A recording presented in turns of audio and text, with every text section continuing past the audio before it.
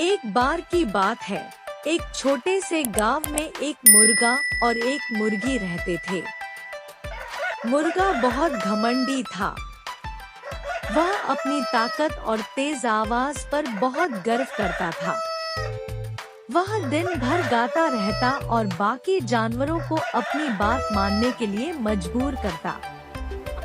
दूसरी ओर मुर्गी बहुत ही शांत और मेहनती थी।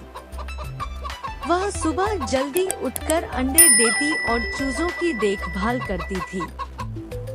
मुर्गा मुर्गी की मेहनत को कभी नहीं समझता था।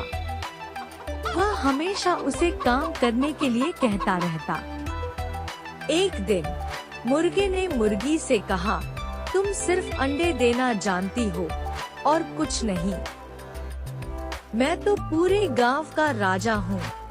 मुर्गी ने धीरे से कहा, हर किसी का काम अलग होता है। तुम्हारा काम हमें सुरक्षित रखना है और मेरा काम अंडे देना। मुर्गा इस बात से और गुस्सा हो गया और उसने मुर्गी को डांटना शुरू कर दिया। मुर्गी बहुत दुखी हुई और उसने गांव छोड़ने का फैसला कर लिया। मुर्गी गांव छोड़कर एक घने जंगल में चली गई। जंगल में उसे कई तरह के जानवर मिले। उसने उन जानवरों से दोस्ती कर ली। जानवरों ने मुर्गी को बताया कि जंगल में रहना कितना अच्छा है। वे सब मिलकर एक दूसरे की मदद करते थे। कुछ दिनों बाद मुर्गे को मुर्गी की याद आने लगी। उसे एहसास हुआ कि उसने मुर्गी के साथ बहुत बुरा किया है।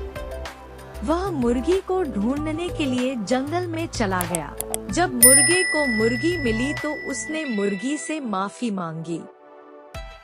मुर्गे ने कहा, मुझे अपनी गलती का एहसास हो गया है। मैं तुमसे बहुत प्यार करता हूँ। मुर्गी ने मुर्गे को माफ कर दिया। मुर्गा और मुर्गी वापस गांव लौट आए। उन्होंने मिलकर एक नया घर बनाया और खुशी खुशी रहने लगे।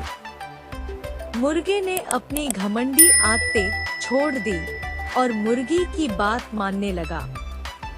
वे दोनों मिलकर गांव के सभी जानवरों की देखभाल करते थे।